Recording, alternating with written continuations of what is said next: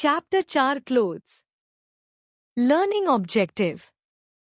After reading this lesson, the children will learn about the clothes we wear in different weathers. Know about the raw materials for clothes.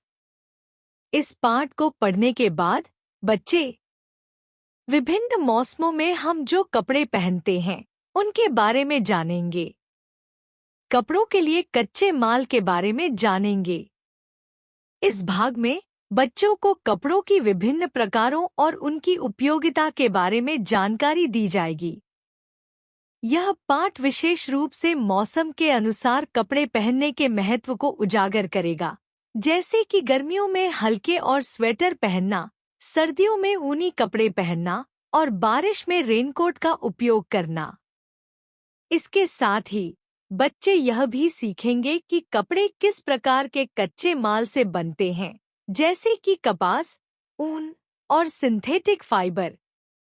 यह ज्ञान बच्चों को यह समझने में मदद करेगा कि किस प्रकार के कपड़े किस मौसम में उपयुक्त होते हैं और ये कपड़े कैसे बनाए जाते हैं।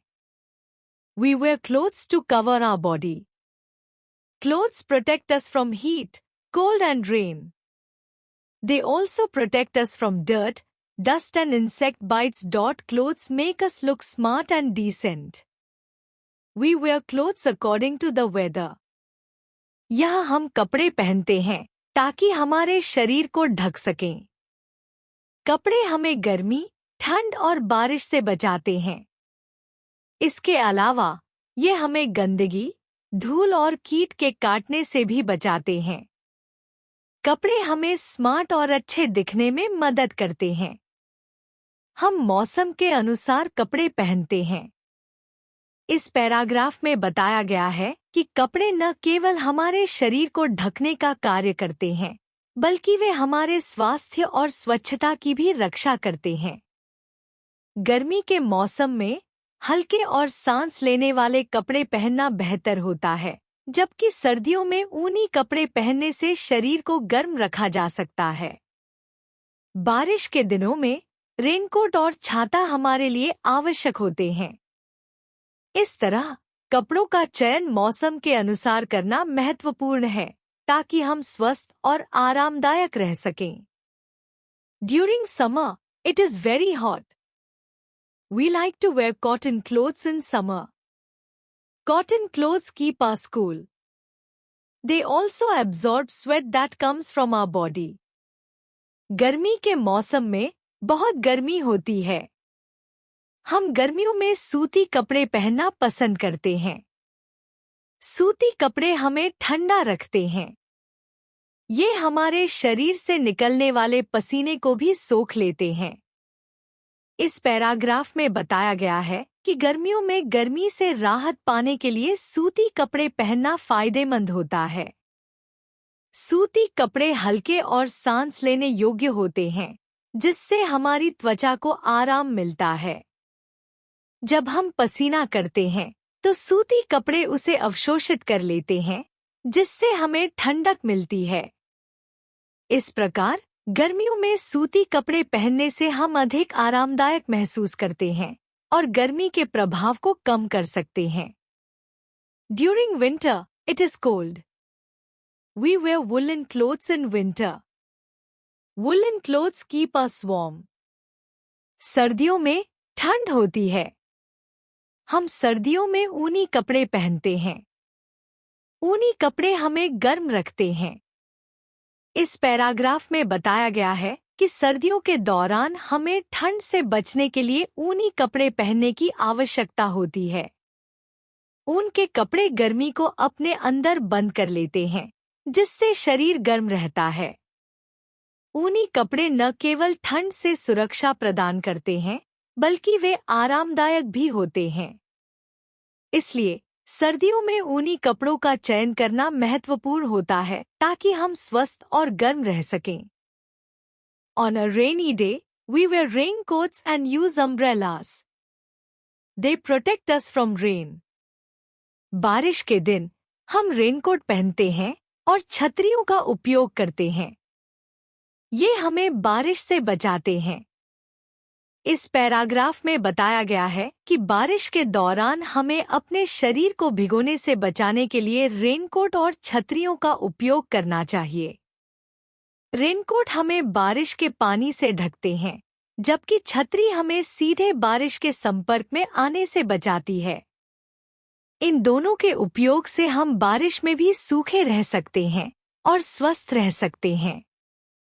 बारिश के मौसम में ये दोनों चीजें बहुत महत्वपूर्ण होती हैं, क्योंकि यह न केवल हमें ठंड और बीमारियों से बचाती हैं, बल्कि हमें बाहर जाने की अनुमति भी देती हैं।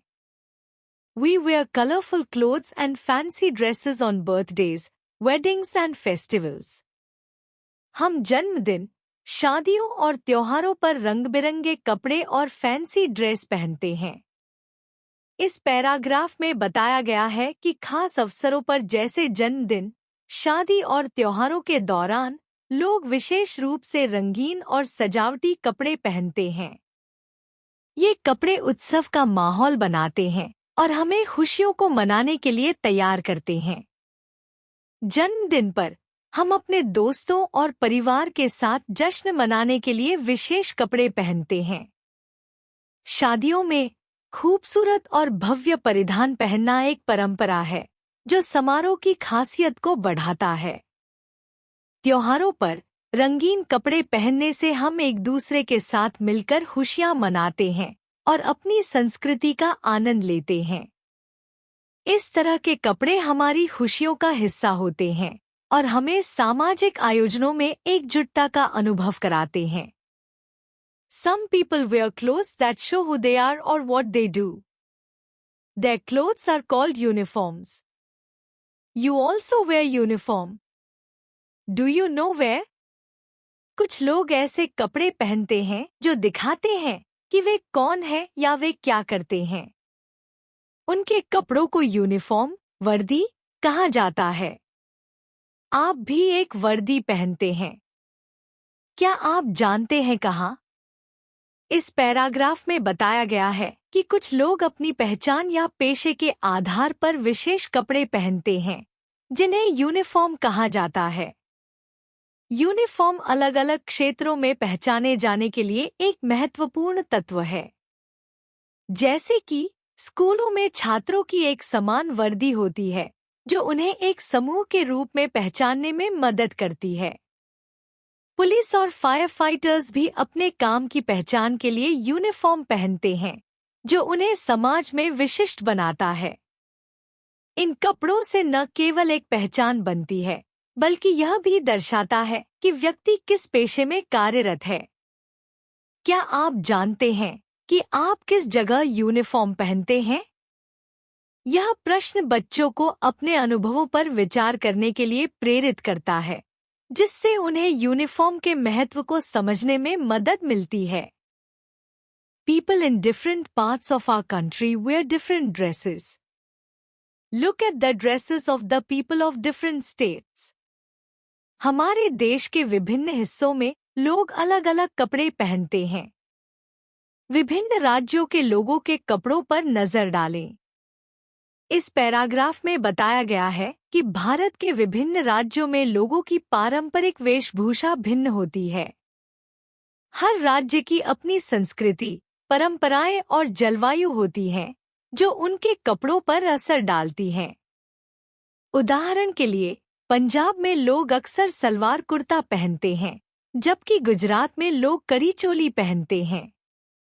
उत्तर भारत में सर्दियों के दौरान ऊनी कपड़े पहने जाते हैं, जबकि दक्षिण भारत में हल्के कपड़े ज्यादा प्रचलित हैं। यह विविधता भारत की सांस्कृतिक समृद्धि का प्रतीक है और यह दर्शाता है कि कपड़े न केवल पहचान का एक माध्यम हैं, बल्कि वे लोगों की जीवन शैली, आदतें और भौगोलिक स्थिति को भी दर्शाते हैं। इस प्रकार, जब हम विभिन्न राज्यों के लोगों के कपड़ों को देखते हैं, तो हमें उनकी संस्कृति और परंपराओं की गहरी समझ मिलती है। Raw materials for clothes. Clothes are made from 3 kinds of fibers: cotton fibers, woolen fibers and synthetic fibers. Raw materials for clothes. कपड़े 3 प्रकार के फाइबर से बने होते हैं: कपास के फाइबर, ऊन के फाइबर और सिंथेटिक फाइबर। इस पैराग्राफ में बताया गया है कि कपड़े बनाने के लिए मुख्यतः 3 प्रकार के फाइबर का उपयोग किया जाता है। पहला, कपास के फाइबर हैं, जो कपास के पौधों से प्राप्त होते हैं। कपास को साफ करके उसे धागे में बदलने के लिए कत्था जाता है, जिसे बाद में कपड़ों में बुना जाता है। दूसरा, ऊन के फाइबर होते हैं, जो भेड़ों से प्राप्त होते हैं। ऊन को भी धागे में बदला जाता है और ऊनी कपड़े बनाने के लिए उपयोग किया जाता है। तीसरा, सिंथेटिक फाइबर हैं, जो रासायनिक प्रक्रियाओं से बनाए जाते हैं, जैसे कि नायलॉन, रेयान और पॉलिएस्टर। ये फाइबर आमतौर पर खूबसूरत दिखते हैं, लेकिन यह हमारी त्वचा के लिए हमेशा अच्छे नहीं होते। इस प्रकार कपड़े बनाने के लिए इन 3 प्रकार के फाइबर का उपयोग किया जाता है, जो हमारे पहनावे की विविधता और सुविधा में योगदान करते हैं। Cotton fibers come from the cotton plants. Cotton is cleaned and then spun into threads called yarn in the textile mills. Yarn is woven into cotton clothes. कपास के फाइबर कपास के पौधों से आते हैं। कपास को साफ किया जाता है और फिर इसे कपड़ा मिलों में धागों में, जिसे यार्न कहा जाता है, में काटकर तैयार किया जाता है। यार्न को कपास के कपड़ों में बुना जाता है। इस पैराग्राफ में बताया गया है कि कपास के फाइबर कैसे बनाए जाते हैं। सबसे पहले कपास के पौधों से कपास निकाला जाता है।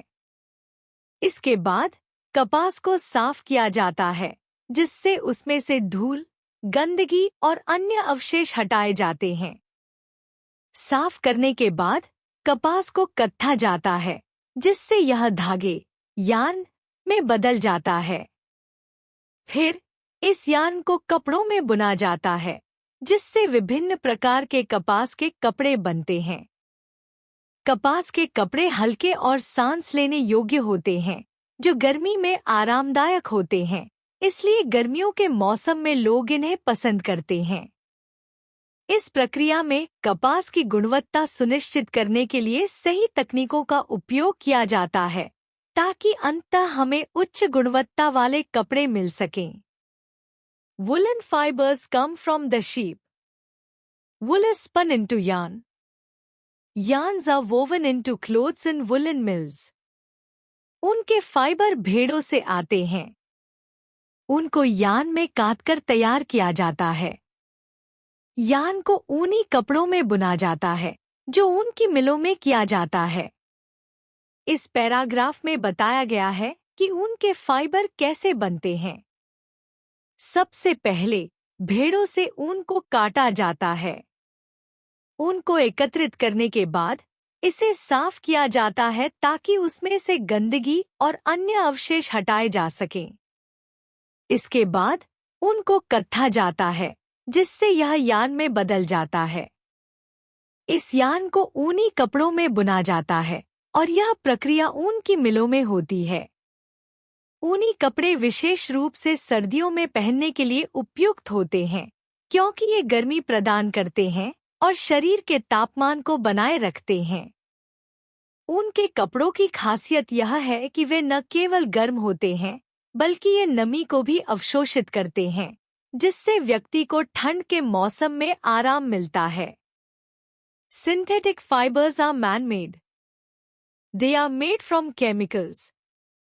Rayon, nylon and polyester are the main synthetic fibers. Clothes made of synthetic fibers look beautiful, but they are not good for our skin. Synthetic fiber मानव निर्मित होते हैं।